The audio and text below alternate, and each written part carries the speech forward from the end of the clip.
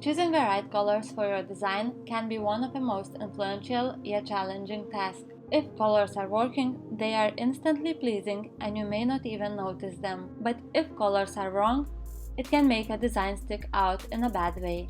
And sometimes just a little help from the side is what you need.